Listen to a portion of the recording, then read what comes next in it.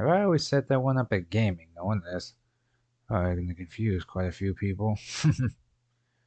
Let's double check. Yeah.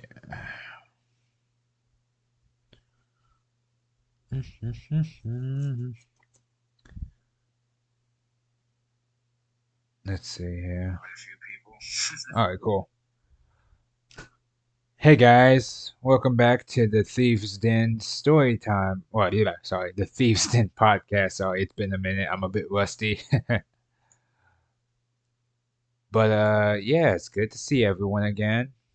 And if you guys are wondering about the picture, specifically, this was me in VR chat. Me and my friends were, I guess you could say, house hunting. So that was interesting. This one was actually kind of nice. It had a jacuzzi, a lake, a little bonfire area. I got stuck a few times because I had no clue where we were going. Then we found a few other places, which immediately almost crashed my meta quest because, too much to run around at once. That's like a PC kind of house because that was laggy. They had like so much stuff in there, which was really stupid. Like they had wine glasses, but you couldn't pour any wine anywhere to drink it, and there was no button to interact with it. So I was like, why are these here? Like I get it. Oh, they're for the aesthetic. It's almost like you can touch them.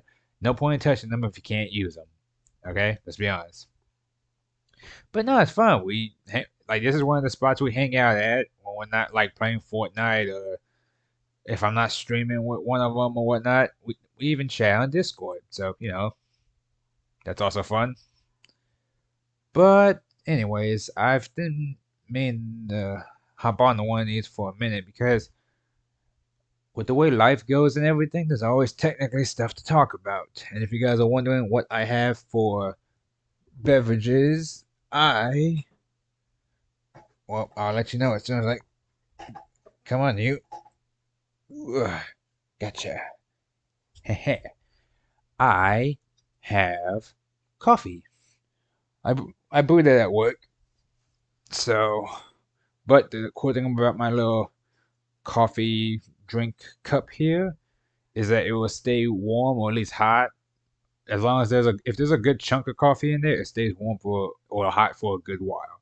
Once it drops below maybe half, then it just stays warm.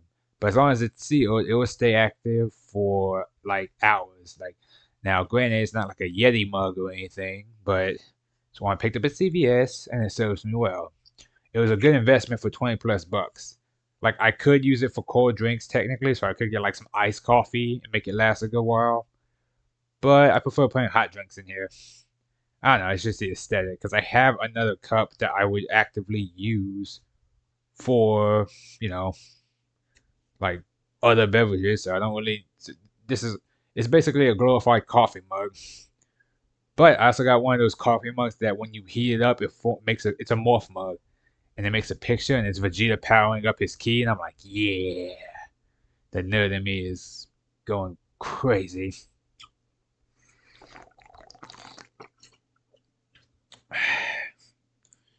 Yep, still warm. Delicious.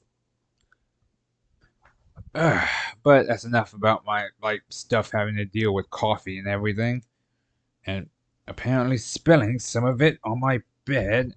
Jesus Christ. Anyways, so recently I had to get a new car. Same thing, it's a Nissan Sentra, just like my old car, but it's a newer model, which takes some getting used to. Like I like the color. I like that I have like little motion sensors to show when people are around my vehicle, especially when I'm on the road. And then also that I have a backing camera. I was always like I guess taught to never really use a backing camera. So I typically don't use it because it throws me off whenever I'm trying to look at the mirrors and everything. And I just see that bright light flash in front of me being like, hey, you're going backwards. I'm like, yeah, I know. But it helps with the small stuff to make sure I don't accidentally knock into someone's bumper or like touch a wall or pole or anything small. And it helps to see that there are things behind me, I guess. So, works out, little things like that. And it comes with Bluetooth. So, yeah, excited about that. But it takes some getting used to, though, because it's my car. But since I just got it, I still feel like I'm driving like a rental. So I'm being extra careful with everything, which you should be with your car. But I just meant like in general, or like I feel like I'm just like, oh man, I don't know if they're gonna accept it back if I like accidentally get like crumbs on it or a little bit of beverage. Ooh. But that's neither here nor there. And then I've been seeing that Black Wukong. I said Black Wukong, Black Myth Wukong game or whatever it's supposed to be called. Because my cousin's been playing it, and he says it's really fun. Now he said it's kind of like, well, no, he says it's like a little bit faster paced than Elden Ring, but it's a hard game. Which some people are saying it's like a Souls like or a Soulsborne kind of game. Which I like that Dark Souls and stuff has its own genre. But at the same time, I haven't really got too into Dark Souls or Bloodborne yet. I need to, because I want to stream that at some point, because I think it'll be fun. But that game does look hella interesting, because I'm like, I can go around as a monkey man and just slap the shit out of people with the bow staff, and it's based on a character that Goku himself is based off of. That sounds awesome. Because I already saw at the funniest thing too was like the second the game came out, people were comparing him to like Kratos in like versus matches, like who wins, like the literal god or the God of War from this game. It's like, oh man, he's a black. He's like Wukong is super powerful. Like people kept trying to like talk about his actual story, but I'm like, nah, I don't really care about all that because it's like isn't it? It's based on like what Journey to the West? I think is the name of the story, or like something like that. But I can respect that in a sense where it's like, you know what? I like that game's doing so well that people are trying to like power scale them against other people.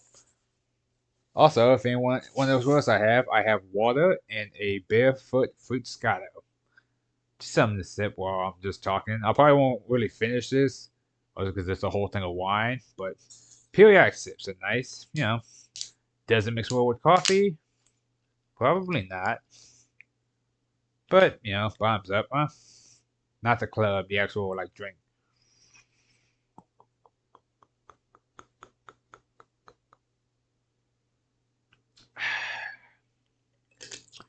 I'm a sucker for sweet wines.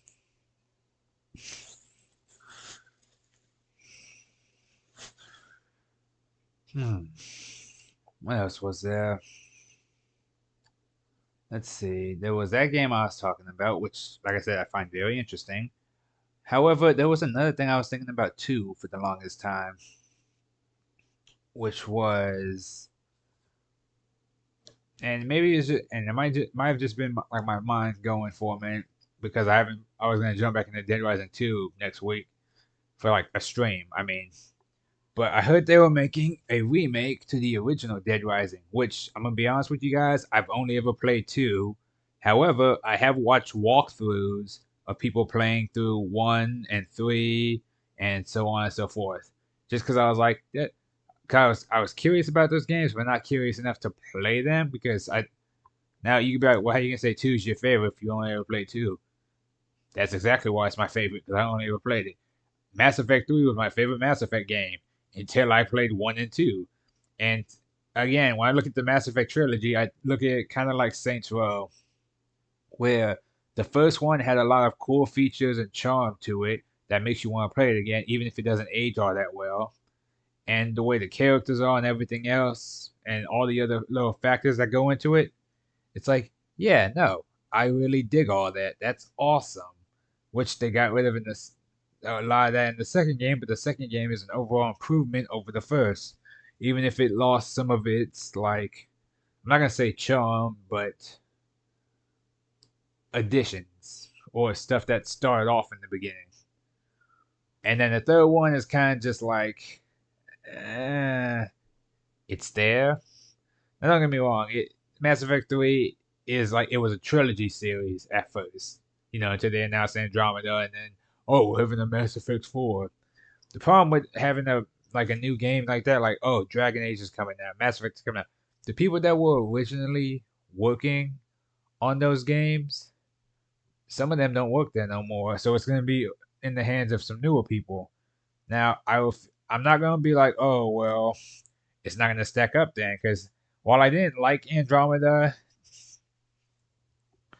I had to look at it in a different way because the problem with Mass Effect Andromeda is because the only games in the series are 1, 2, and 3. People are very, very biased about that because they love the characters. They love Leon. They love Tali, Garrus, Jack.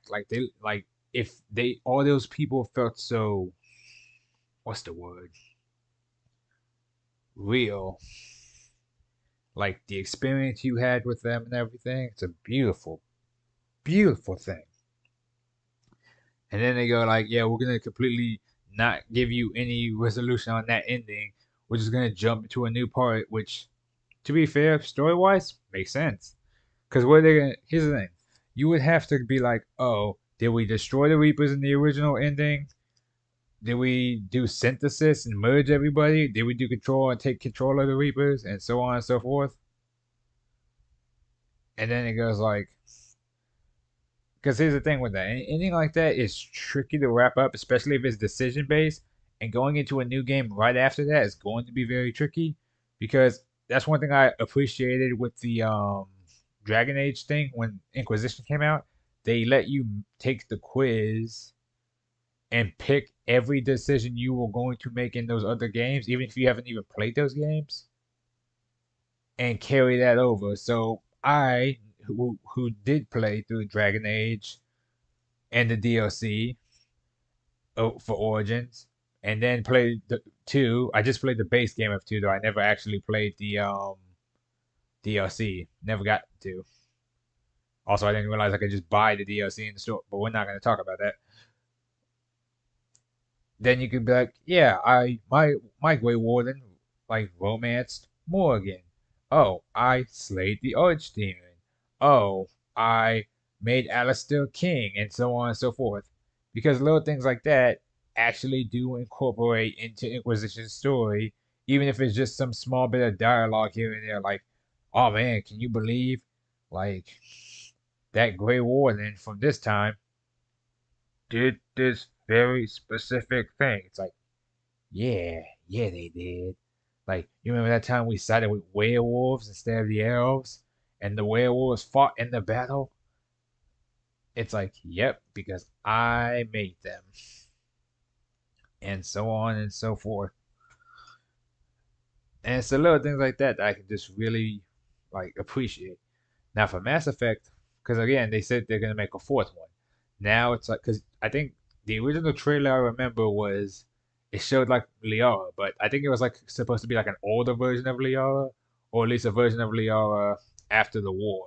Because some people said like it might take place a few couple hundred years or so, but they also said, oh, Liara might have hit the like matriarch stage of her life, so it's gonna be like Liara as, I guess you could say, a mother in a sense, or at least around the age of being a matriarch. And if she, I'm just saying, if she starts looking like Lady Benenzia, but at the same time, people were like, okay, well, what if we romance with Leo? Does that mean we have, a bunch of little blue children running around carrying the moniker of Shepherd? That could be a thing. That could be in, because technically speaking, we don't actually, because they never really explain, because they say the Asari can mate with anything.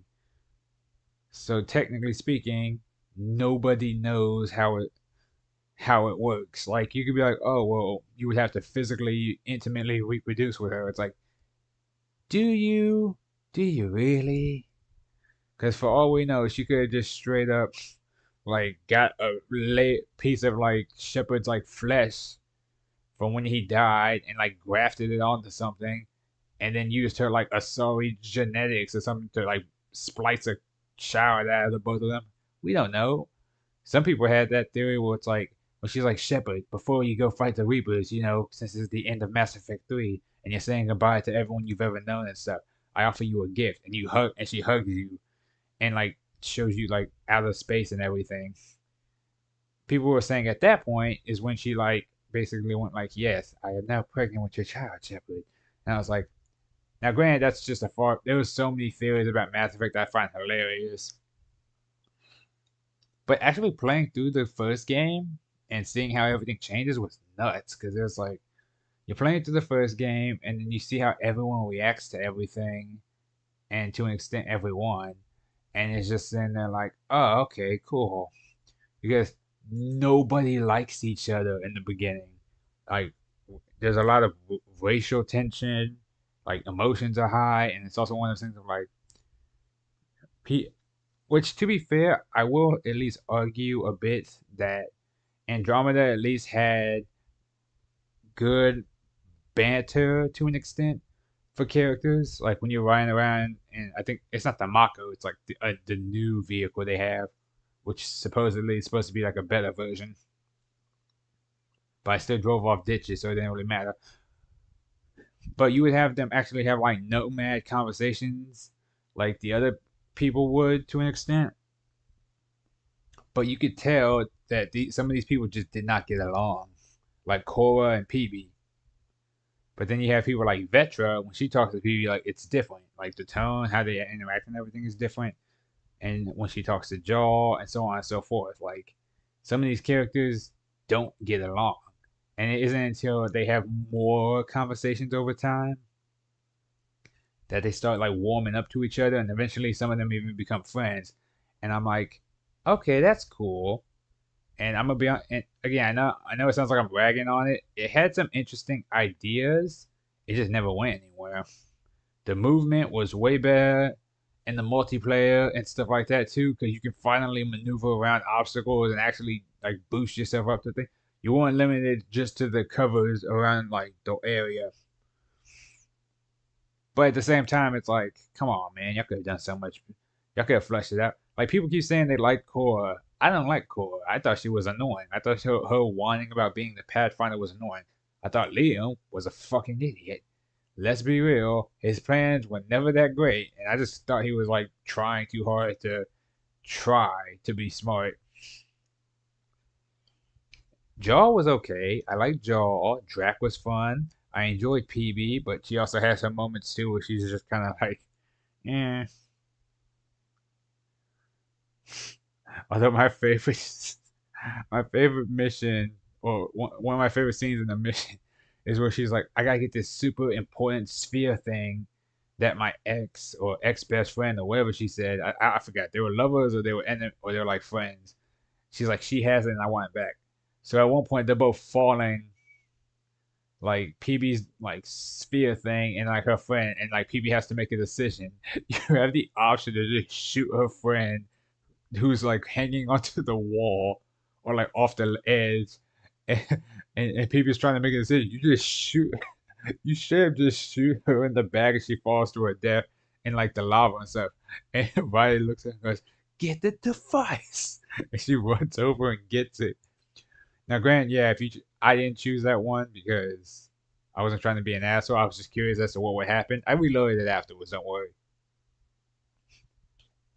But if you have her save her afterwards, they all start running. She's like, "Oh, it looks like I surprised you this time, PB." And PB just throws a fist backwards and pops her in the nose and breaks it. And I'm just sitting there like, nice. Now the Asari are so interesting. Sometimes like people made a thing that they made like a thing, well not a thing. They had like a theory that the Asari actually are like parasites or something. And I'm like, I mean, to be fair, I can kind of see that. They're like little blue alien like things. Like it would not surprise me if they were kind of just like not insects, but like um, you know what I'm talking about. But anyways, see now I just want to play Mass Effect now. I'm over here talking about every. Good lord. Oh yeah, I heard I finally got to see the new Sonic trailer because everyone was like, "Oh, it's dropping this Tuesday. Oh, I can't wait to Tuesday. If if if this trailer comes out Tuesday, I'm gonna do this, that, and the third." I was just like, "I'll believe it when I see it." Second I wake up, my friend immediately puts it in the group chat. Hey man, you guys, hey check it out, it's here. And I watched it, and I'm gonna be honest, I dig it. I dig it a lot. I'm so on board for this one. Because like it and that's the thing. The trailer itself looks serious too because it's like it looks like it's gonna hit like the climax of like Sonic's story with his people and his family and everything. He's like, I finally found family. I'm finally happy again. Da, da, da. And then it's like, boom, now Shadow's here. I also like that they call him Team Sonic. I was kind of hoping they would call him Sonic Heroes or something, but I mean, it makes sense. There's Team Hero, there's Team Light or Team Hero, then there's Team Dark. But then if you're in the Sonic Heroes thing, there's Team Sonic, Team Dark, Team Chaotix, and Team Rose, and so on and so forth. There's different teams too, but like that's a whole nother thing. But that's the one thing I find funny is like everyone was like, "Oh, where's Rouge? Where's Amy? They didn't even show up. Like they're not gonna be in the movie." And people were getting really upset about that. And I'm sitting there thinking like, "Dog, it's the first trailer. Like they're not gonna show everything because it's the same thing with like Deadpool. They showed some characters who will be in there, some character reveals. Like we saw that X-23 was gonna be in there. Spoiler. Like again, I'm not saying a spoiler because it's like it's in the trailer. Anything that's in the trailer isn't spoiling nothing unless you actively did not look at any trailers to be 100% spoil free. But again, same thing with the Shadow thing. The second that trailer dropped, people were taking clips from it. People were taking screenshots of it, being like, "Yeah, they did this reference to this. Like they referenced this scene from Shadow the Hedgehog, the video game that came out in like what 2000 was it 2008." And it's like they did the Akira slide, they did the Vegeta against Cell reference. Da, da, da. And I'm like, now, Grant, did they mean to do those things? More than likely, no. It's probably just people kind of reaching for it. But I'm also just like, you know what? I appreciate that people are just like, like they're so enthusiastic about it. They're looking up comparisons, they're taking pictures. And then I still appreciate the ones where they have, like, they show, like, but they also, or they do it from, like, Johnny from, like, Cyberpunk. Because again, I love Cyberpunk. So just hearing Johnny just talk is just the best thing ever. I just want there to be a scene. I just want them to show more clips for like a new trailer at some point, and just have people like just doing that. Because I want to see one of Shadow just being like, "Wake the fuck up, Sonic! It's time to burn the city down," or something like that. Or, 'cause let's be real, that would be awesome.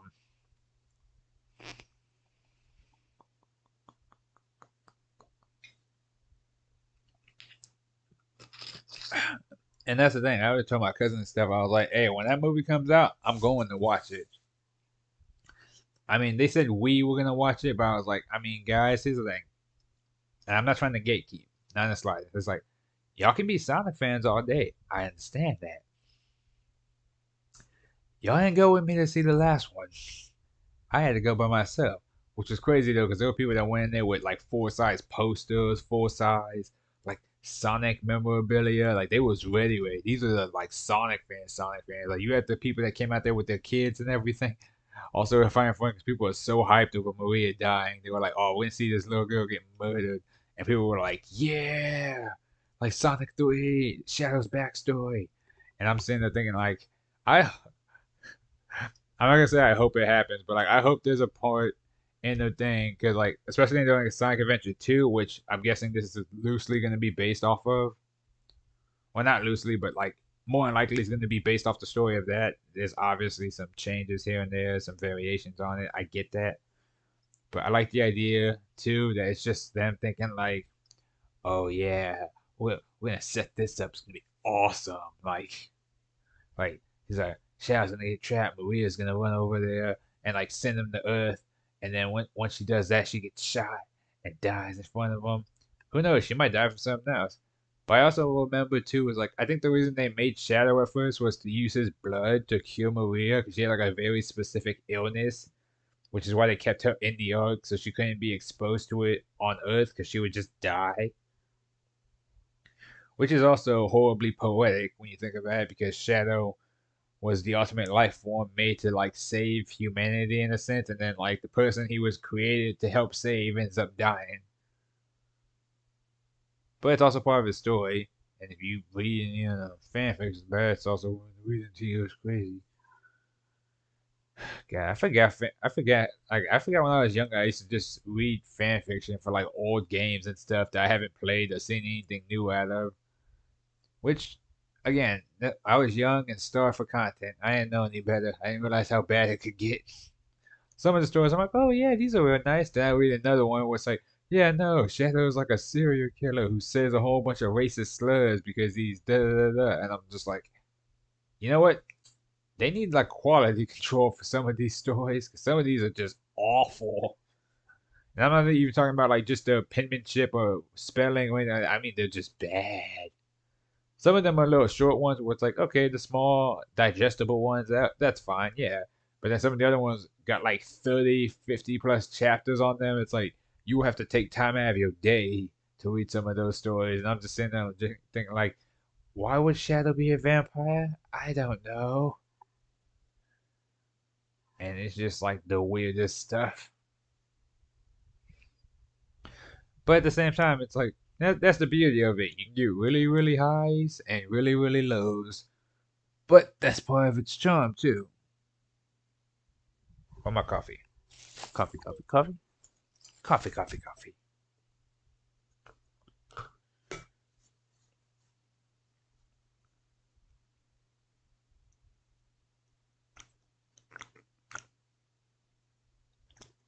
Mm.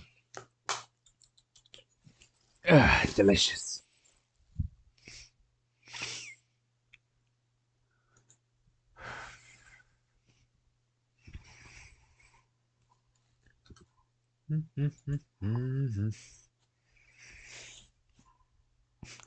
But no, the trailer was sick though. They had Shadow taking using a motorcycle for some reason, which that was the one thing I never learned. Is like, did he just learn how to use this stuff, or was it already like, did he already have access to him?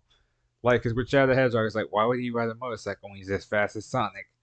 And my head canon with that is like, Shadow is as fast as Sonic, but I think Sonic himself is naturally faster than Shadow. Because yeah, typically Shadow is usually propelled by his like rocket shoes, which I'm sure even without them he's still fast. But like I think when it comes to like just pure raw speed, I think Sonic can move faster than him. Like when he hits like Sonic booms, where he like literally breaks the sound barrier. Now that reminds me of like another one I used to read when I was younger, where it was like I don't know what it was, but it was very Dragon Ball esque for some reason because they could like gain auras and power up. It was really stupid, but also kind of endearing. Because there was one thing where it was just like one chapter was literally just Sonic and Shadow being like, "Well, we gotta wait for this asshole to come back so we can fight him." For some reason, they're like, "Well, what do we do?" And he's just like, Sonic goes like, "You know what, Shadow? Let's have a race. We haven't raced in forever." So they start running and running and running. And bear in mind, because Shadow's like the epicenter of this story, it's all about him. He's gotten a lot stronger since like the last time they I guess raced. So Sonic's run at one point it's just like a straight dash, and usually they tie, and Sonic breaks the speed barrier. He like goes hits the speed of sound and breaks it, and then Shadow just blitzes him. Now bear in mind, Shadow is doing this shit where he's like absorbing chaos symbols for power, like literally physically embedding them into his chest, and then it's weird. It's like you know how like the symbiote wraps over stuff. It's kind of like that. They cram it in their bodies and then like instead of physically going through them, it kind of just like gets absorbed into their spirit or something. It's really fucking weird.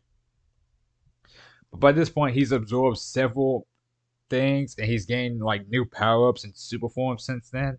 Then it's like, oh yeah, your ears are basically bleeding, da da da, and he shoots past them, and Sonic just go and bear in mind, Sonic has the title of being the fastest thing alive, so he just goes like, what was that? And Shadow just looks at him and goes, I went twice the speed of sound. I'm like, that's so fucking stupid. Because Sonic deadass gets like somewhat dejected about it afterwards, but he also has like a bit of respect for Shadow. Like, okay, well now I gotta try. Now I gotta push myself harder to get to that speed. He's like, you won't be the fastest forever, Shadow. And I'm just kind of like, okay, that's actually really cool because I love how competitive they get. Mm. Also, since we're looking at Star Wars stuff, the Acolyte is apparently over. And my thing is like this. I've never watched the show, but I've watched people who've reviewed the show, and mostly because I like their content. So it's like, even if it's like, oh wait, I've already seen someone explain this episode to me. I'm like, cool. I want to see what this person has to say now. See if they can point out any good stuff or bad. And I've seen some clips from it too here and there, and I'm just like, there's parts of it I just don't like. Like, I don't care about the fact that they're gay or that it's like, or there's a bunch of like, and like the main character is like a black twin or whatever. Well, no, it's the same black girl playing herself, but they're supposed to be twins, which is really stupid when you see them fight because it's like, oh, they're twins. They're doing the exact same moves because they know each other. It's like, weren't they both trained by two completely different people? They should technically have two different fighting styles. But I guess it's like, oh my god, it's twins. It's symbolic. I was like, that's stupid. I say, you would not expect a jujitsu guy and a boxer to be throwing the exact same hits. It just doesn't work that way. Twins or not, they be fighting very differently. Anyways, like there's like one clip I always see where she's like trying to challenge people. So she does like this little like assassin-ish pose, I guess, where she puts her hands out in front of her and she goes like, "Attack me with all your strength." And every time she says that, I immediately just kind of like in the back of my mind, I'm just like, when I hear her say that, I'm kind of like, I want her to say that to somebody, and like then have this thing cut away to like the outside of an area or a building, and you just see her get like launched, like just sent flying, just for like shits and giggles. Like I want her to get like a Sith Juggernaut or like a Jedi Sentinel or like someone who's like really proficient in the Force, and instead of like blocking or defending from like her like little what is it, them little throwing knives she be trying to launch at people, no, no. I want her to like go up and try to bait one of them into a fight and be like, "Attack me with all your strength," and then like all you hear is like a boom, and like the wall just explodes. She just gets sent flying out this like flying through the wall, and then like they step out afterwards, and she just kind of like, you know what, my fault. I did ask them to do that. Cause bear in mind too, it's making it seem like she's really, really good at her job as an assassin. Cause she's taking out like Jedi's. I think it's like they're supposed to be like Jedi Knights or even some of them Masters. And I'm sitting there thinking like, especially if you look at some of the movies from like the prequels and sequels, it's like, and even the anime series, Jedi are really proficient with like handling stuff like this. And the way the Force works is like they're basically omnipotent in certain regards, especially the more skilled ones. I'm starting to think that like when it comes to Disney, and not even the quality of Star Wars, I mean the quality of like the Jedi and Sith have gone down drastically. They went from being forces of nature to basically common like foot soldiers, where it's like, oh yeah, you can just take them out like that. It's like they're not supposed to be easy to kill, but you could, but again, you can make the argument about, oh well, after episode 6, 7, 8, or 9 or whatever, like this Jedi have been weakened, they have been diluted, their training has been gone. They're not as proficient as they once were because they're not fighting like they did in like the Clone Wars because there's not that many of them anymore. It's like, okay, if you want to put them on the back burner and stuff, that's fine. But to think, because again, if you think of any random Jedi that you just happen to know, for instance, and she randomly started trying to attack them with little kicks and knives and everything like that, she would more than likely lose, especially if they were actively using their saber to just cut her down. Because again, it doesn't make any sense. Because when you look at it too, she's supposed to be force sensitive, her and her sister. But you never really see them use the force like that, or I guess what do they call it, the thread or something. Because again, even if you want to make the argument of like, okay, she was raised by witches, not the Night Sisters. No, no, no, these are good witches, allegedly. So it's like it's still confusing then, because that means like if, especially if it's like, okay, if you were found by the Jedi and trained by the Jedi, and she was found by the Sith and trained by the Sith, or so on and so forth, right? Because she's technically a Sith assassin, even though she just doesn't have any like lightsabers or anything, as far as I know. If you're trained by these people, you should have learned some Force abilities. Because again, at one point she's trying to fight a guy who's like an impenetrable shield. She's just like trying to throw punches and kicks, and she's like launching knives at him, and they're just bouncing right off the dude. And it's just like, okay, well then how's she supposed to get that? And then what is she? do. She tries to bait him with that stupid stance of hers.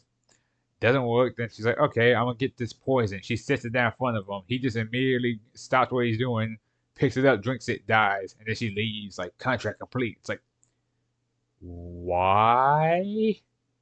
Also, seriously, why? Like, that made no sense. Like, what? He was perfectly fine. Why did he have to drink? And the funny thing is, and I know this sounds stupid, but like, just not even looking at the comics, just stuff I learned in like the Old Republic video game shows me just how versatile the Force can be. Like at one point, there's a scene because I'm playing as like the Sith warrior. There's a mission in the game where you have to like find your way into like this because you're hunting down this Jedi, and they're like, yeah, he's been there for forever. Like he should be dead. There's no food, no nothing in there. He's just trapped in here. Yet for some reason he remains alive. I can sense it. I need you to go down there and kill. And then you find him, and his apprentice is there. And he's like, "I'll protect you, master." And bear in mind, at this point, you're like a Sith Lord, so you're basically, that nigga. And so he's like, "All right, well, I got this." And you fight both of them. You win, obviously. And the Jedi goes like, "Hey," he's like, "Wait, Sith, please do not kill my apprentice. I would ask you that you close the tomb off behind us and seal us in here, like just me and him, me and my apprentice." And he goes, and obviously you can ask him like, why? He's like, I have survived this long on my own, no food, no water, not even any sleep. I am literally one with the Force right now in this so the Force is literally sustaining me. I am fine. I wish to pass on my teachings to my student, but I would simply ask, instead of killing us both, that you leave us here. We will not attempt to leave or contact anybody, for we cannot. Blow up the thing behind you on your way out, and we'll just exist here, away from everything. And obviously, they give you the option like that. But again, that's one thing I've learned is like the Force. Well, I did say it right. Yeah, the Force is so versatile in it. And some of my friends who are like Star Wars nerds, I say Star Wars nerds, like fans, I guess, told me a lot of the stuff you can do. Force absorption, force heal, force scream, like, and so on and so forth. You can use it to enhance your strength, enhance your things around you. Again, another thing you can do with the Force, you can manipulate people's minds with it. And I'm not talking about like Jedi mind trick and stuff.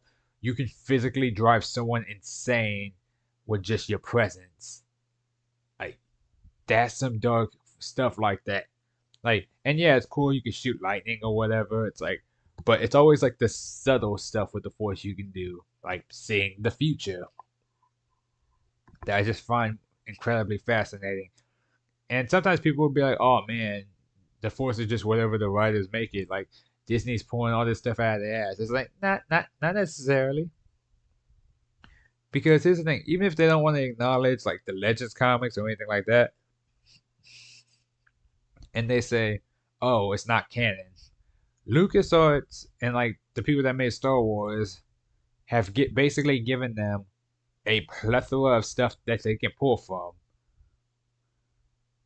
like comic book characters, design, stuff like that. They have their own zombie apocalypse stuff in Star Wars, technically, and they have their own versions of gods and deities, and to an extent, and like with super powerful aliens, even stronger than like the Jedi's and Sith. Like it's crazy. Now here's the thing: they could literally just be like, "Oh, it's none of that's canon, none of that matters." Da, da, da. But the second they want a new idea, they can just scroll through any of them comic books and be like, "Wait, you can do this with the Force? Oh, bet we're gonna snatch that up, put it in there, make it seem like we came up with it." And again, that's one thing I like about looking into the lore, especially through the video games, because there's a lot you can learn. You can learn about planets. You can learn about like characters. You can learn about things like all over the place. Like I actually really enjoy some of the lore with Star Wars because it's actually very interesting. And sometimes it's just random background dialogue you find when talking to like the NPCs, like your companions. You can learn a lot about the Empire or even like the characters' races, for instance. Like the first character you meet as a Sith warrior that you can get as a companion is going to be Vet, and she's basically like a Twi'lek. She's I'm not gonna sugarcoat it. She's literally your slave. You basically get her to help you open the temple. Now, yeah, you can do the light side option, be like, you're not gonna be here. We'll be friends. You take the collar off her, and she's like, we're friends. It's like, yeah, we're friends. We're cool. You know. But I was playing the character, and I was like, no, you're gonna do what I say first. She's like, can you not do that? And I was like, oh, it sounds like someone wants to get shocked. And then afterwards, when she actually goes like, yeah, okay, I'll listen. I'll do whatever you say. Okay, then you can have your collar off. Which is fucked up because again gives you the option to be like, actually, I changed my mind, put it right back on. I was like, no, if I was vet, I'd be pissed. I'd be like, you need to stop messing with me, man. I also find it funny too that if you shock her again after that, she gets mad. She goes like, you know what? Doesn't even hurt. I might actually get some matching earrings with that. And my first thought was like, I can turn up the setting even higher. I will make this thing up. But at the same time, I'm like, no, no. She follows orders and she listens. I'll take the collar off. I'll be a nice Sith Lord, to my companions. Deaf to my enemies though. But you can actually learn from like her backstory too, like what it's like growing up as like a Twi'lek, because the whole thing is like a lot of the culture too has been like lost over time, so they always struggle to preserve stuff like that. And even she says like I think people constantly have my race as like slaves because we make the best slaves. And when you think about it, it's like, yeah, there's a lot of Twi'lek like servants or slaves all over the place, especially when you go around different planets and stuff. You see them all the time, and it's one of those things of like, there's another mission later on that for her character. She's like, hey, I found this very important Twi'lek artifact, and it's in the hands of this guy. And I was like, what's that got to do with me? She's like, I need to go over there and get the artifact. And this person is actually a huge racist towards Twi'leks and stuff. And I'm gonna take that artifact and send it to a museum so my people can like keep their culture alive and strong. And obviously, you can say, yeah, I'll take you there, or no, get back to work. But I thought about it and I was like, you know what? Sure, let's go see this so-called like bigot, so to speak. And you go with her. She's like, "Oh, thank you. You're the best, master, or my lord, or whatever she calls you at this point." And you go meet the guy, and she has like this full speech she's trying to say to him, like, you have trampled on the name of my people, like she's been practicing. It's a nice speech, right? And so he looks at me. He's like, "Why are you here?" And I'm like, and I'm just like, do you know who you're talking to? Like, not in a literal sense. I mean, like, you better watch your tone before I change it from like, see, I can't even think of a good threat. But basically, it's like I'm a Sith Lord. You better like watch what you say. Because again, I have no intentions of killing the guy. It's just I'm just literally here to sit there and look pretty in my nice little armor. And then, he brings out his bodyguard, this big old dude, and he's like, "Oh yeah, this is George or whatever. George here is notorious for killing Sith. He's dealt with you guys plenty of times." And he looks at you like, "This won't take long." And I'm sitting there thinking like, "Yeah, yeah, I won't." And then I immediately kill his bodyguard, and he goes, "Oh, such ferocity. Oh," he's like, "Please, like, don't hurt me." And then she starts trying to say the speech again. He's like, all right, I get it. You practice. It's a nice speech." And she's like, give me the artifact. And we take the artifact. And then who do we run into but her friends from her backstory and then some. And she goes, "Hey guys, I haven't seen y'all forever. How y'all been?" And they see that you had the artifact and they try to buy it off you. But same thing though. She's like, "Look, I know you guys. You guys will go hungry if like if you buy this off of us." And it gives you the decision again. Do we take the money or don't we? Or how is this gonna work? And I'm sitting there thinking like, I'm pretty sure I have more money than they do combined. It is not worth it. Take your little like funky ass artifact. It literally means nothing to me, but everything to you. And again, I literally do not need the credits. Now here's the thing. It could have been like 500, 1,500, whatever. I'd be like, no, here. It is literally, because in my mind, I'm like, I already got what I wanted. I just beat this guy who just claimed that he just whooped a whole bunch of Sith, meaning I am better than all the Sith he just took down. And so at that point, I was like, yeah, do what you want. And then for shits and giggles, you can flirt with her friend. And then, yeah. And so she gets to talk and hang out with her friends, and then afterwards, you go about her business. But again, same thing. She's just like, it's like, yeah, they're not exactly treated well either, but it's also like, that's the thing. They band together when they can, but I don't even think they have full names. Like, none of them have like family names or surnames because they're all usually just servants or slaves. So it's like, so that's also kind of messed up, but that's just how it is. It's like the unspoken thing there, which is why I like characters too, like Ayla Secura, for instance, because she's like, yeah, she's like, because I think there's a scene in like one of the comics where she talks to one of her cousins, and they were like, why do you have such like why are you so like self independent? Like you have all this stuff. She's like, yeah, I'm a Jedi. She's like, look, I'm a Twi'lek, so I'm an alien. I'm a woman but amongst other everything between all that, I am a Jedi. And so she's like, yeah, I'm still able to do all this stuff. But again, like joining the Jedi Order apparently was like the best thing that happened to her at the time. Which I'm like, okay, I can dig that. Like rise above your stations and just be a badass. Because it's really, especially like when it's a really good Jedi or Sith. And I don't mean good in like good nature. I mean like in skill. You could walk into a room and just be like, yeah, y'all don't want to fight me. I am that good. My favorite, my favorite thing I saw in the game too was like your companions all get wrecked by somebody. They're like, we couldn't even touch this guy. He's so good. And turns out you fight him later. He's like, yeah, I'm actually immortal. You can't cut me down. You cut him down twice. He gets back up. He's like, I told you can't kill me. So we're like, oh, okay. You want to bet? You fight him a third time. And the third time, you like push him over a railing with the force. And I'm just like, so did that kill him, or did I just like cripple him or something? Like break his legs, leave him down there to like starve to death or something. I'm just like, huh? You're not getting back up? Okay, cool. Moving on. Do do do do do do. I love RPGs though, like especially when they start explaining some of the lore to you here and there, because not everyone. Let's be real, not everyone reads the codex.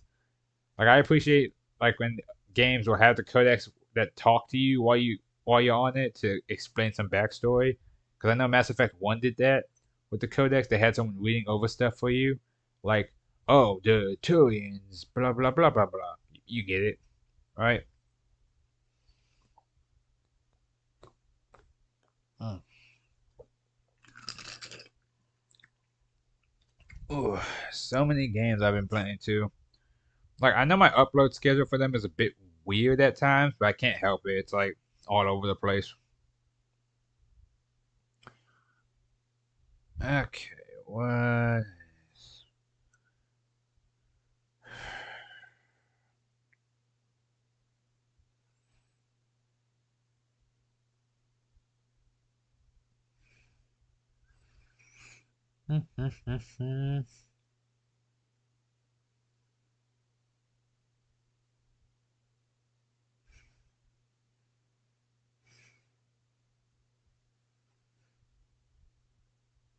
Hmm. See, that's the problem with uploading Sif I can never tell when the music is copyright struck or not. I mean, granted, I can just erase it afterwards, and it's usually not that big of a deal, but still. Hmm.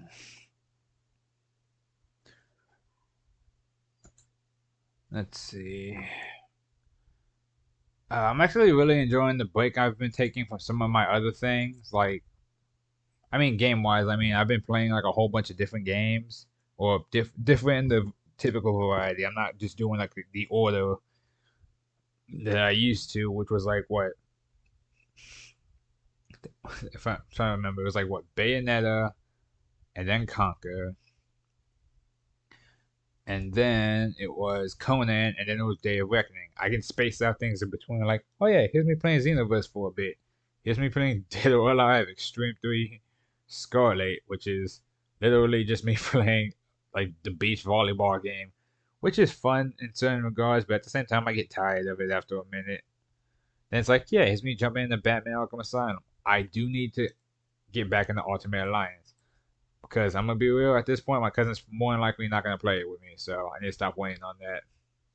I just gotta jump into it and say, screw it, I'll play it for myself then, and I'll put my own teams together, and we're gonna be awesome. Let's see.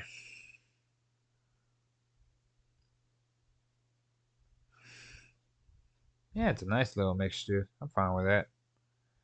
Although my shorts don't get any traction anymore, but I guess I'll figure that part out later. Maybe I'm just not doing them like I used to. I say that, but then again, some of them get views, some of them don't. It's a kind of a toss up at times. Sometimes it does, sometimes it takes a while too. That is also a factor.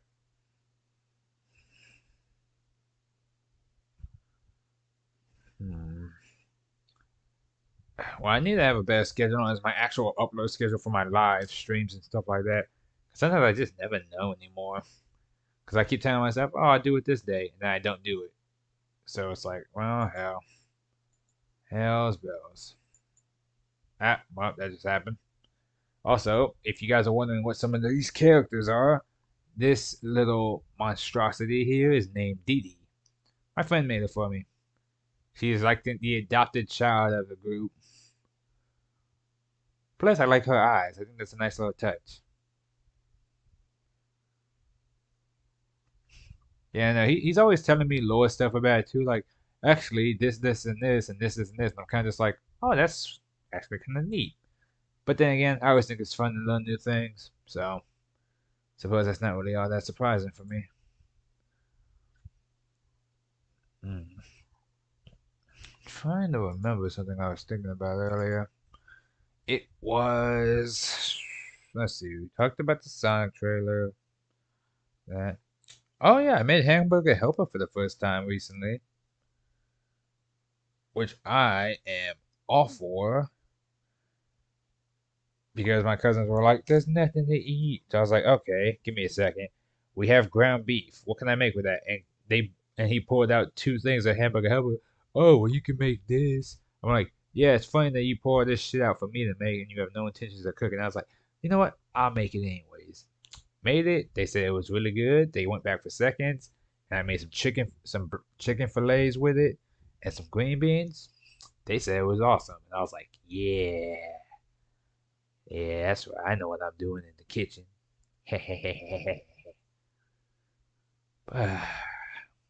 I do want to cook some more stuff though. I've been meaning to do that. Lord knows I have been meaning to do that. And what else was there? Boom, boom, boom. Right. After watching WWE, I keep telling myself I'll go back to like look at it again. I keep forgetting to, but like I'm off Mondays. I don't have an excuse. I can watch Raw. Ooh, actually, speaking of watching stuff, I recently got into that Todd McFarlane Spawn TV series. You know, the one with Keith David. It's actually really good. It's pretty. I'm only on like the fifth episode, I think, but it's actually pretty dark too. And yeah, it gets violent, it gets graphic, there's swearing and nudity. I actually really like what's his name, Violator, like just how he talks and everything. Like obviously he's a terrible human, well he's a demon, but you guys get what I'm saying. Like the way he talks is like really slick, and I like it. It's really interesting. And yeah, Spawn's a very tortured person in that show. Like he's just like coming to grips with a lot of stuff. He keeps getting cryptic messages from people. He's hanging around with like homeless people and stuff. But he has some really cool one-liners too. Like a cop is looking for a priest that's blowing people up with grenades. Long story. And he grabs the homeless guy that Spawn is like friends with and starts shooting the gun next to his head, being like, "Give me some answers, punk." So Spawn just kind of walks up on him, snatches him, takes his gun away, and like drags him off somewhere and throws him against a wall. He goes like, and he just goes like, "Who the?" He was like, "Who the hell made you God, little man? Not that gun, not that badge, nothing." So he gets like a piece of like metal from like a piece of concrete, like he basically just pours it out like rebar, and he goes like, "You want to scare people? Fine." He's like, "I need my own scarecrow. you're gonna be a good target for any, or you're gonna be like a good sign for anyone that knows what happens when they come back here. And the funny thing is, Spawn's not even saying leave the area so much as he's specifically telling people stay away from these alleys. Like the alleys where I stalk, where these homeless people are, you leave them alone and you do not come back here. But no, it's a real dark show too. There's like a whole bunch of there's like child snatchers and there's like a whole bunch of murder and like swearing and nudity. It's like it's crazy, but it's so interesting because all the characters have like some really unique banter back and forth, like dialogue. Like the script is really good. Like it's really fun, and the whole time you're thinking like, okay, because again, I'm not too familiar with the comics, but I know Spawn gets stronger after a while. Like he has like a whole bunch of like special abilities and weapons. Because I think they in the comics, like the peak of his power is like when he conquers heaven and hell, or something like that, or he defeats God. And I'm like, that's actually really sick. That's awesome. But again, when I look at Spawn through like the lens of the TV show or even the movie, like I know he's supposed to be one of Hell's generals, but he kind of feels like a street tier hero because again, he's usually just getting in fights with like bruisers, maybe a few demons here and there, but the demons don't really have anything on him besides size. But again, that's the cool thing about comics and stuff. They can be like, yeah, he actually has these feats where he did this, that, and the third, like Kingpin. It's like, yeah, Kingpin has actively beaten up people that you wouldn't expect him to, like Captain America, ninjas, and a whole bunch of other stuff. And it's like, oh, that's surprising. Same thing with Killer Croc. It's like people like Killer Croc is like, yeah, no, he's also fought ninjas. Because I think they were trying to say like who will win a fight between like Killer Croc and I want to say it was like a Marvel villain. I think it was like the Lizard. But that's the thing too. Even with that, they're like, yeah, no, the Lizard has actively when he's not holding back or when he's like full Lizard, Spider-Man needs help to take him down. Last time he had to fight him, he almost died. So he had to help. He had to have someone help him jump him just to win in a fight. And that's the funniest thing too when you think about it, because people always go like, "Oh man, Spider-Man is always holding back when he fights people. If he goes like unrelenting force, like not pulling his punches, he would win." But it's the same thing too. People will hype up like Injustice Superman, who is apparently stated to be a lot weaker than other Supermen of like the same name. And everyone's like, "Oh well, his whole stuff is that he doesn't pull his punches." And I'm like, okay, then by that theory, if he's always going for the kill or whatnot, and he doesn't pull his punches, he should be stronger than the Superman that holds back. But he's not, which I always find funny because like if you ever look at like a versus battle, everyone always says the same thing. Because it's like because if they don't ever say it's a fight to the death, they'll be like, oh yeah, two people, blood. It'll be like these people, like people that don't kill. It'll be like Batman versus like Captain America, both composite, which I guess that just means like the base forms or whatever. Both bloodlusted. Who wins? It's like I was like, people keep saying bloodlust. That's an immediate like factor for that stuff. Bloodlust only applies if you're trying to like. Here's the thing. It's like you don't think they'd fight harder trying to win a fight. I was like, Batman will actively fight harder to not kill nobody. Like that's just how he is. Like, but at the same time, if you want to make the argument about oh they both have their bloodlust thing, that would like I feel like that would apply more to characters that can go into a bloodlust mode or like a berserk kind of state from their bloodlust, like Wolverine, Sabretooth, people of that nature who could frenzy. Other characters who just go just assuming like oh they fight harder when they're going for because they're going for the kill this time. It's like oh so it's a fight to the death between people who typically go non-lethal. Oh yippee! Because my thing is like they never go with like their actual feats or skills or anything like that proper, or even like what. And I don't mean skills like or feats in the sense of like oh yeah that one time Batman outsmarted like Darkseid or when he like stopped Brainiac or some nonsense. They'll be like, no, no. I mean like the actual stuff that they've learned. Because again, Batman has mastered every form of fighting that has been known to man, like every form of martial arts. Captain America knows multiple fighting styles, but Batman has mastered all of them. But Captain America is also a lot stronger and faster due to his super soldier serum, and his vibranium shield can cut through most of Batman's gadgets. And he's also fought in a war, so he's not. So again, make the argument like, oh, well, Captain America would hold back. No, he wouldn't. If it was an actual fight to the death, he'd be more willing to kill than Batman.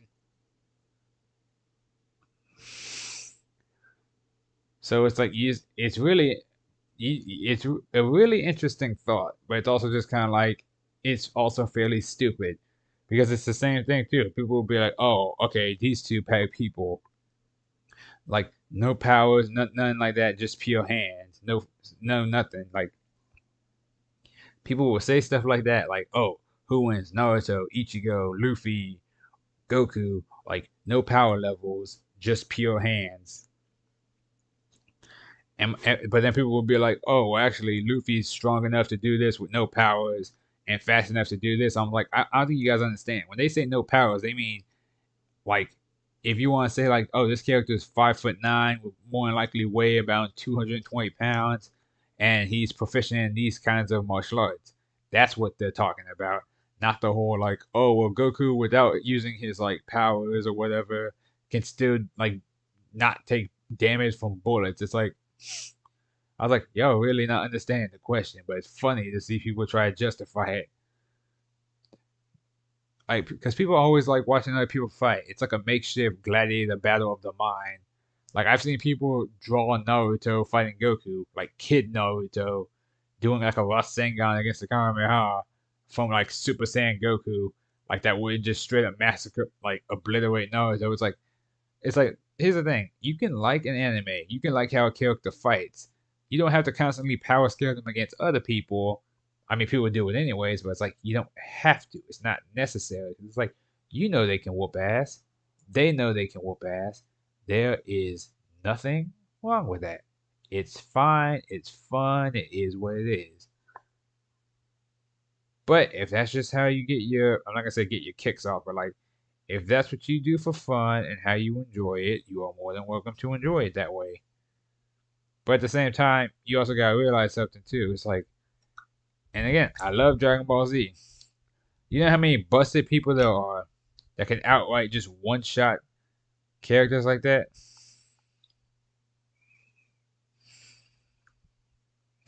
Because people will go like, oh, well, like, you're just picking like OP. There were actual characters who read. There's a character I heard about a while ago that actively knows all manga because he's read it, and he has the power to just say stuff doesn't happen to him, stuff doesn't exist because he doesn't believe it does or doesn't want it to. Like if Goku tries to punch him, he'll be like, "Oh, your hands will break just by touching me," or like your body's basically made out of glass, or you can't hurt me because I don't allow it. Your Kamehameha doesn't work. Saiyans don't exist. Super Saiyan isn't a thing. Matter of fact, you're just not part of this conversation no more. You're gone. And then Goku just fades from existence. Yeah, they'll pick people that do that level of bullshit. But then they'll also be like, oh, okay. What about characters like, what is it? They said Gojo. They're like, how does he get to have domain expansion? I'm like, people seem to forget. There's a lot of stuff people forget about. Like, they're like, what's he gonna do when he's trapped in this limitless void, or if they talking to Naruto, how's he gonna break out of the Sharingan? I was like, y'all seem to completely forget. Goku has fought similar things like that before, like reality altering people, like in interdimensional spaces. He's been in those situations before, and he's also learned about it. Like if Super Saiyan 3 Gotenks, who just watched Boo do it, can scream hard enough to warp and break reality to make a portal to a new area, then I'm pretty sure Goku could do the same thing. And if you want, even if you don't want to be like, oh well, he can't maintain it because the second he steps through, he just get pushed back again. He also has instant transmission, which is instant. It's not the whole speed of light nonsense. No, it is instantaneous. He goes from there to there, point A to point B, instantly. There's no spacing in between. It's just instant. Unless you want to be like, oh, he did instant transmission and then immediately get snatched out of it by someone else also using instant transmission. Because I think he did that one time in like a movie, but the movies aren't really canon. Although the only ones I think that are canon are what Battle of Gods, Resurrection F, and I want to say Broly. I don't know about Superhero Man because I'm not 100% sure when that one is out. I want to say it's after the Moro arc, or maybe it's before. I don't remember. It's been a minute. I gotta like figure that part out again later. But it's literally just like, okay, yeah, I remember now. He tried to do instant transmission to Cooler, I think, and then Cooler countered it by rushing him at the same time he did it, and like he's like smacked him out of it or something, which is crazy because I don't think that's how that works. But here's the thing: even with instantaneous movement, there are still characters that can react to that kind of instantaneous speed, like Whis, Beer. Because even Beerus, like oh, he can't stop instant transmission. True, but he can also immediately pick up where Goku is the second he does it. Because you remember in Battle of Gods where he did before he does the Kamehameha, he goes like, he's like, fine, since we can use blast now, and he does instant transmission multiple times to like confuse him. Yeah, he straight up every time he teleports, Beerus immediately goes, "There he is. Wait, no, he's going this way now. Nope, nope." Like he knew where he was the entire time. Whis, when he was Gogeta and did instant transmission, immediately just jumps out of the way because he just sees Goku about to or Gogeta about to stand there. It's like yeah, power scaling in Dragon Ball is crazy and weird and interesting to think about. Still weird though.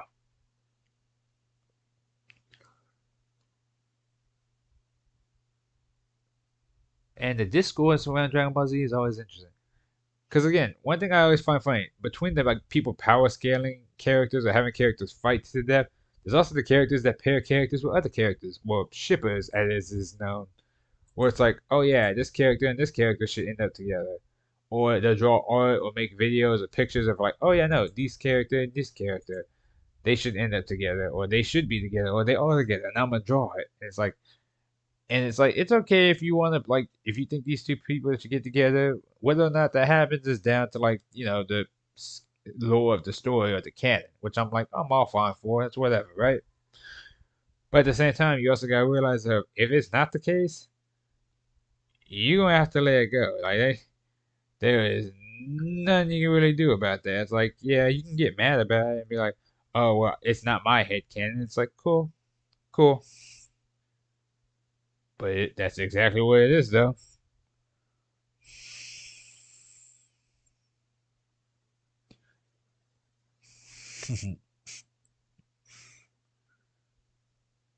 Ooh.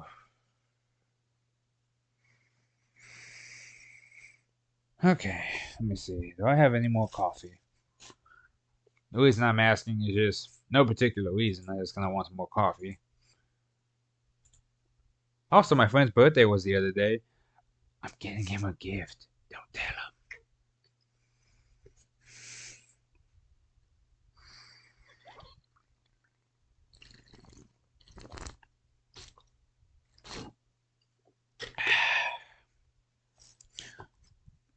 Coffee is my new best friend. Till it wears off, then I'm gonna resent it.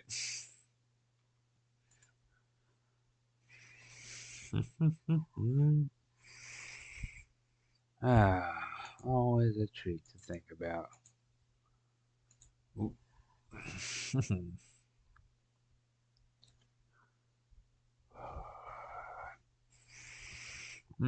Such an interesting thought process, ain't it? To figure out what you're gonna do next and how it's gonna go. If only my life was so peaceful, huh? It's quiet sometimes too, and I can appreciate that for what it's worth.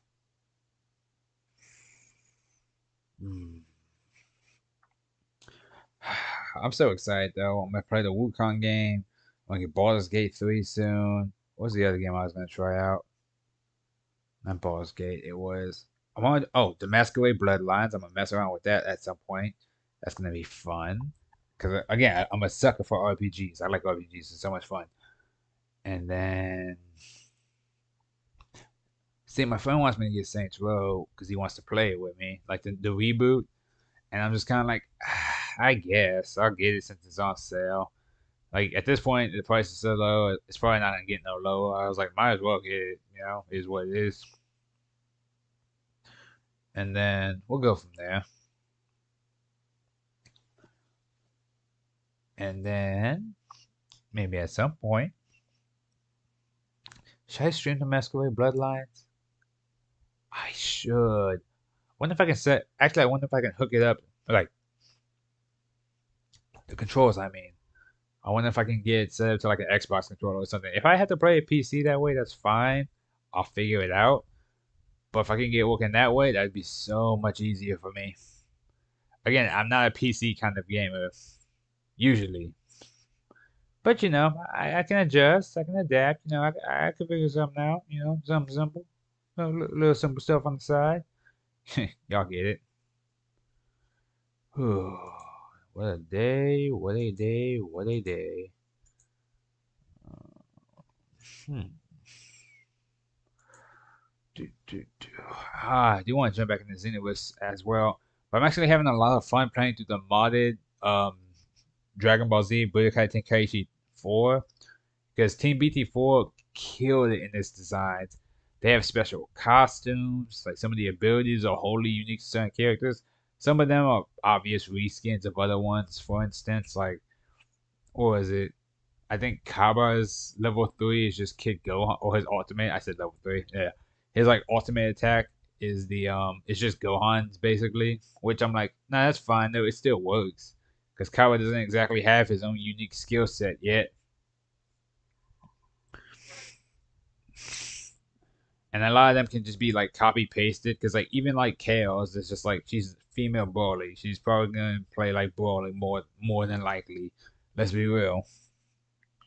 Or however the fuck she sounds. But again, the dialogue, the characters, the designs, especially because it's on PS2 graphics, it looks so good. Oh, I can't wait to actually stream. And the cool thing is they have a hard mode. And that hard mode does not fuck around because when you're playing on like the game, some of the characters are leveled up. They don't tell you what level they are like they did in like Budokai Tenkaichi 2. But you can tell when you're doing less damage and they're doing more and they are just kicking your ass. Like, I went to try the in-game boss. Like, I got to the Boo Saga, and there's a point where you have to fight Boo as a Super Saiyan 3 Goku, and you have to damage him enough to where you can get to the next scene. There's no time limit on the thing. Like, oh, you have to wait till Vegeta does the "You are number one, Kakarot" speech. No, no, no. You have to specifically damage him. I lost so many times to him just because he could charge up his keys so much faster than I can in Super Saiyan 3. Like, insane. Like, me getting the 5 bars versus him is like, his is like 1.5 seconds, mine is like 7. Like, mine is slow because you charge keys super slow in that form. The only time you charge key regular is if you had the Halo. Because the Halo, because when Goku's body is dead, he doesn't have that much of a strain on his body, so he can freely use his ki like as if he was in his base form. So he can also maintain the form for longer. So yeah, I kept getting smacked though. I didn't even get hit with like Mystic Ball that much. I kept getting bitch smacked with like Super Kamehameha and like occasionally Vanishing Ball when I would get smacked away. And I lost so many times and had to replay it. I got so goddamn like mad at one point. I was like, you know what? You want to fight, Kid Boo? Let's fucking go. And I just like rushed him, and I just started throwing hand on my nose. Because again, every time I would fight him, he would block, he would dodge. So it got to the point where I was just rushing him, and I got so aggressive when I played him. I would like break through his guard, duh, stun, kick, smack away, like leg trip, da da. Second he turned and the second, and again I would charge a little bit of key at a time. So if he tried to rush me with Mystic Ball, super explosive wave. When he tried to fight his Kamehameha, you jerk! This is a real Kamehameha. Launch it right back at him. Because again, you crazy if you think I'm not gonna beam struggle. I don't care if I am. I don't care if it serves me the match. If I see you about to launch something at me, I can throw something right back. You fool! And I'll just be going because it's so cool. And yeah, and the cool thing about the game too is like because it's kind of they technically have what if moments to an extent. Some of them are just kind of like, oh, you just hear them be like, yeah, I guess we did it, you guys, we won. And then the game just calls it there and says, yeah, you won, you finished, take your victory lap, and then after that, you know, go back to what you were doing or something. However, sometimes they have some unique ones. Like if you're fighting Cell, like if you lose before you hit the actual button to switch to the next transition, he goes like, "You're starting to hit like a little girl, Goku. Why don't you pop one of those sensu beans?" He's like, "Hey, I give up. There's no way I can beat you." And he's like, "You know what that means, don't you, Goku?" He's like, "I'm not the only one here that has to fight." And Goku just passes out on the floor. And then you get to play as Hook. You hook your steps in to fight Cell. And if you win, Cell's like, I guess I let my guard down too much. And it's like, Mr. Satan has saved the world from Cell. Yeah, yeah, yeah, yeah. But again, that's only if you lose with Goku. Obviously, if you click the joystick in. Now, if you win with Goku, obviously, then you just won with Goku. It's basically what just happens. However, yeah, if you lose with Goku, then it's like, okay, yeah, that's the thing that happens, and so on and so forth. And again, they have some pretty cool, unique variations. Like Super Saiyan 2 Goku has a new special move, which looks sick. Sick as it's so cool.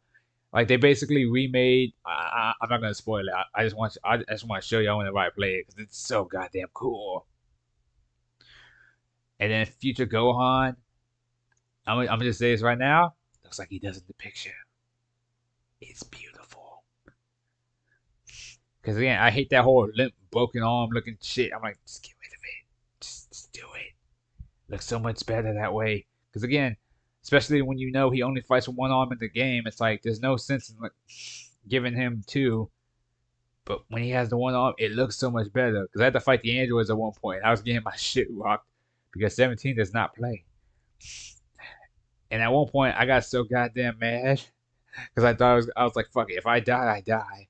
Power up to the very limit, and I just rushed him, started beating his ass, smacked him away. Fierce combination, and I won. And then after that, I was like, all right, bring on 18. Hey, you can't win. Like, even if you destroy this body, that whole saying and stuff. Nope. The second I beat 17, it was like finished, and I was like, oh, I guess I won. And Gohan's like, I will protect the future. It's like, yeah, you will, motherfucker. It's also funny too because if you play early Goku against Raditz, you can still use the Spirit Bomb and Kaioken, and it's so crazy to look at. It will be like, it's like, how are you gonna stop me, Kakarot? Kaioken! Just start beating the shit out of him, and Goku looks so mad when he does it too. It's fucking awesome. Like that, it would just be like Kaioken, yeah, and just start like smacking them all over the place. It's like, yeah, you know what's up. Like just whooped that ass. And again, they got alternate costumes, alternate colors that they didn't have before, and I am all for it. I love it so much. Like the fan in me is just going, yeah. See, and again, the funny thing is, I beat the Boo Saga, so I unlocked the Dragon Ball Super Saga and the Dragon Ball GT Saga. And the cool thing is, they even have certain characters taking over doing the voiceover, so it's not just Goku being like, "Hey, it's me, Goku." It's like, no, no, no. They have one where it's Vegeta. They have another one where it's like Gohan. They have another one where it's Trunks. They have another one where it's like Future Gohan. And I'm like, yeah.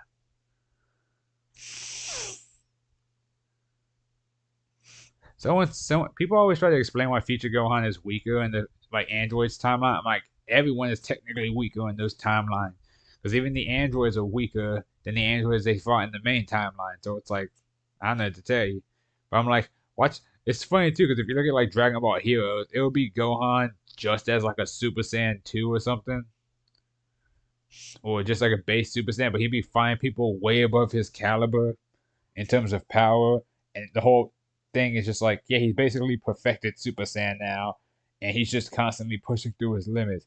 Then they'll be like, yeah, here's him going 2 and 3, I don't think they have a potential unleash feature Gohan yet. They'll probably give it to him at some point, because why not? I mean, shit, at this point, he deserves it more than regular Gohan. Regular Gohan had to sit through a ritual. It's like, look, man, just give it to him so he can protect the future. And watch, give what?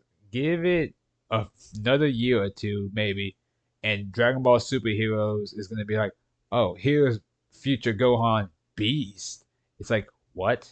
They're like, yeah, he saw his other version do it, and he was like, I can tap into that power too, and just taps into it. I was like, that literally makes no fucking sense. They're probably gonna do it anyways. Have you seen Raditz turn Super Saiyan? That shit just looks weird. But then if he turns Super Saiyan 3, his hair gets slightly longer than that. And it's like, really? It's like, yep, yep, and yep. It's very specific. Did I get through all of these? I think that, am I missing one? Oh, yeah, here we go.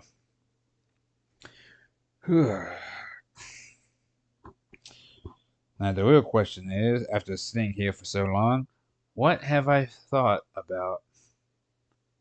The answer? Food. Shit, after drinking all these beverages and eating all this food, I get hungry after a minute. I can't help it. I have an appetite. It's not the strongest appetite in the world, but it is an appetite of which I do have.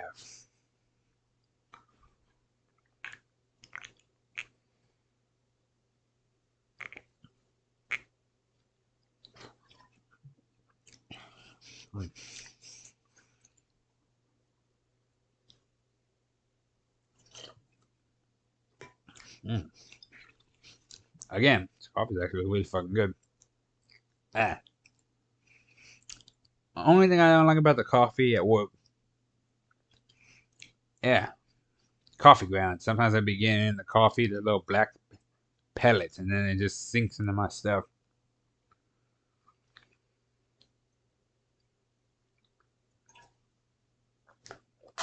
Ah, I'll rinse that later.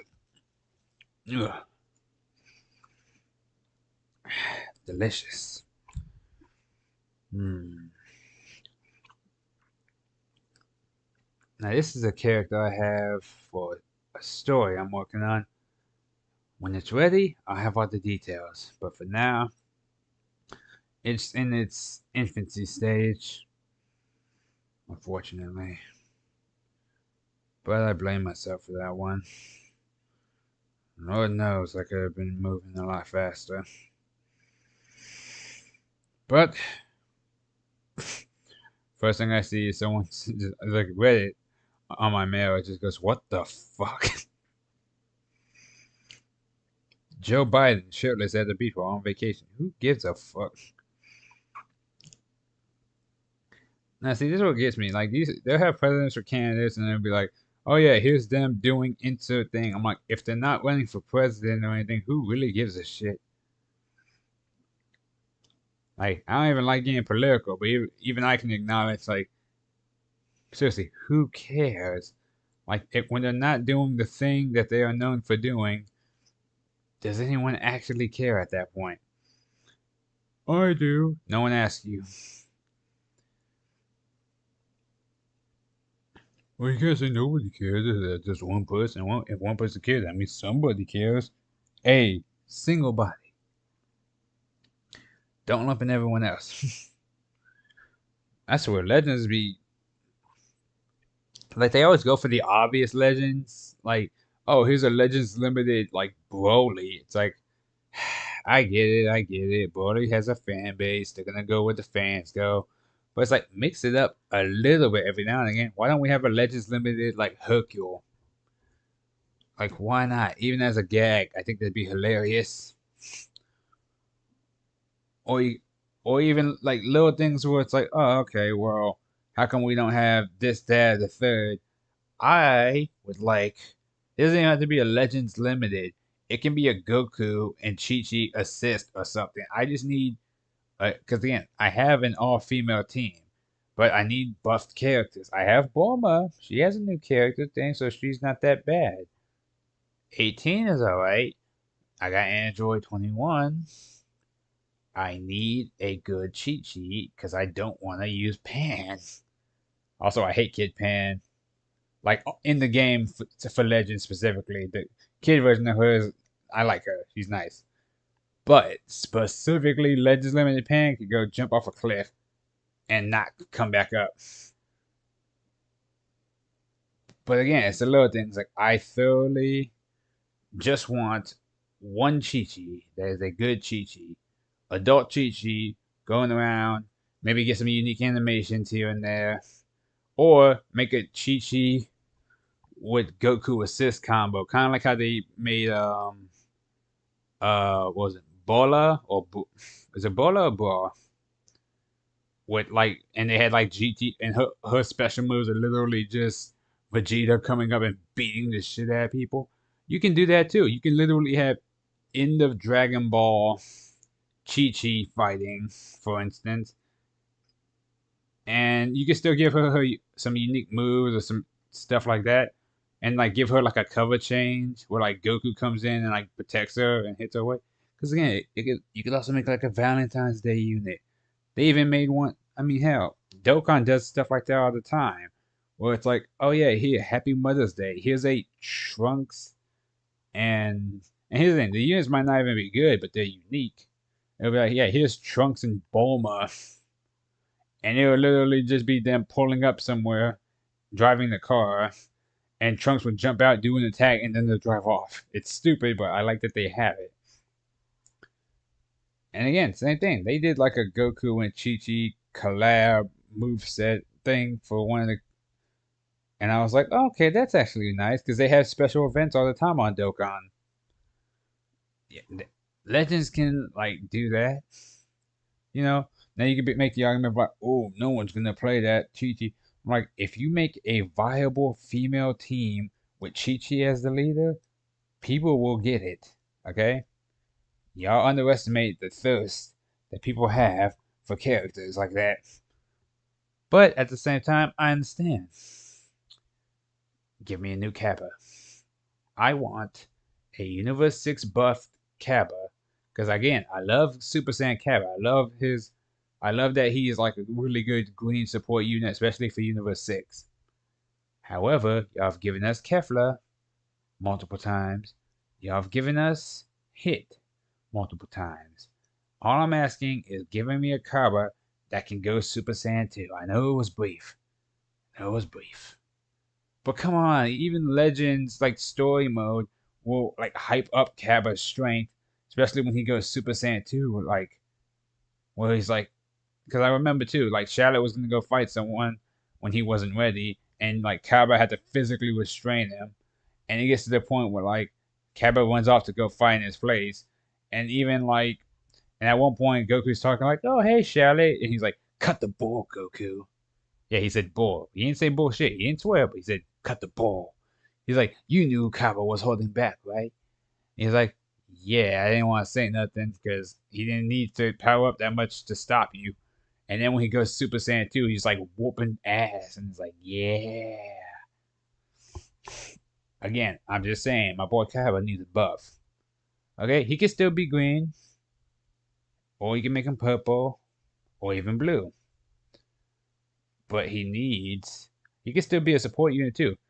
He can, like, you can be like, oh, hey, here's like, now you can make the argument like, oh, okay, here's a Kale and Cauliflower assist combo, right? Or this time it's a Kale unit with the Cauliflower assist, and then they fuse into Kefla. And then for the secondary unit, you can give us that Kappa. Yeah, that way it's like full throttle, Universe 16 for the win kind of thing. Because let's be real, do we really want Frost? Or what's the other one? Magetta? What's the or Botamo? I can't remember. Like the robot guy? No, no, no. We just want some justice for Kappa.